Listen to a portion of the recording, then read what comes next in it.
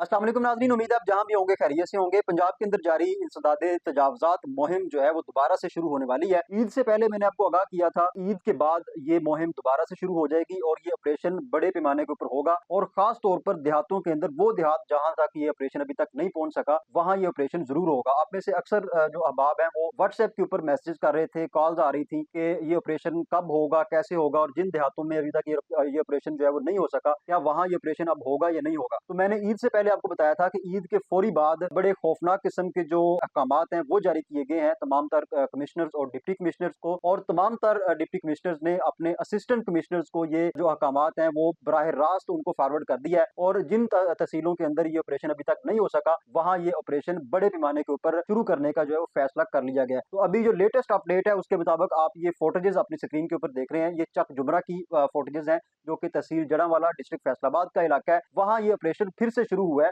और मैंने एक व्लॉग के अंदर आपको बताया था कि चौधरी अफजल शाही साहब, जिनका ताल्लुक चक जुमरा से है, उन्होंने पहली दफा असेंबली के अंदर इस ऑपरेशन के खिलाफ आवाज बुलंद की थी और काफी सारे जो पॉइंट्स हैं उन्होंने उनको रेज किया था। वो तमाम तर चीजें मैंने आपके सामने रखी थी। बहरहाल चक जुमरा के अंदर दोबारा से ये ऑपरेशन हुआ है और बड़े पैमाने पर हुआ है, और मैं समझता हूँ कि तहसील जड़ावाला के अंदर सबसे गंभीर किस्म का जो ऑपरेशन हुआ है वो चक जुमरा के अंदर हुआ है। तो ये इस बात की वाज़ेह अक्कासी कर रहा है कि जितने भी जो देहात अभी रहते हैं वहाँ ये ऑपरेशन होगा और ज़रूर होगा।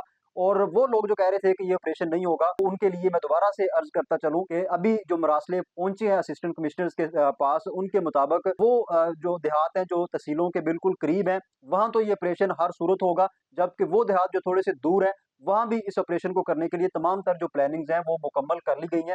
किसी किस्म का कोई सियासी असर और रसूख इस हवाले से जो है वो आड़े नहीं आ सकता। और अभी तक जो हमने मुकम्मल तौर पर इस सूरत हाल को कवर किया है, उसके मुताबिक किसी किस्म की कोई सियासी मुदाखलत इस ऑपरेशन को जो है वो रोक नहीं सकी। हमने फैसलाबाद में आपको बताया था कि आबद शेर अली साहब का जो मकान है और उसके इर्द गिर्द जितने भी तजावजात थे उनको खत्म किया गया। राना सनाउल्लाह साहब जो है, उनके डेरे के अंदर जो तजावजात मौजूद थे उनको खत्म किया गया।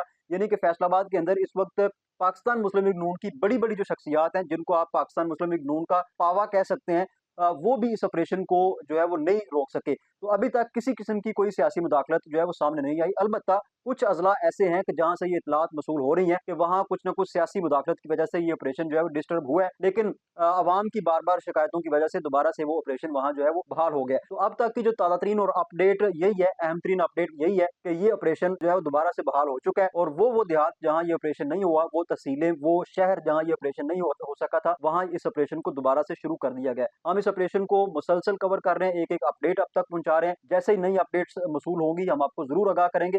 आखिरी मैसेज यही है कि तमाम तर जो देहाती हैं, जो ये समझ रहे थे कि यहाँ ऑपरेशन नहीं होगा, ये सिर्फ बातें हैं, उनके लिए आखिरी गुजारिश यही है कि वो अपना इंतजाम जो है वो खुद ही कर लें, वहाँ ये ऑपरेशन लाजमी होगा। एक नई व्लॉग में आपका मेजबान अनासर बिनास आपकी खिदमत में दोबारा हाजिर होगा। तब तक के लिए इजाजत दीजिए। अल्लाह हाफिज।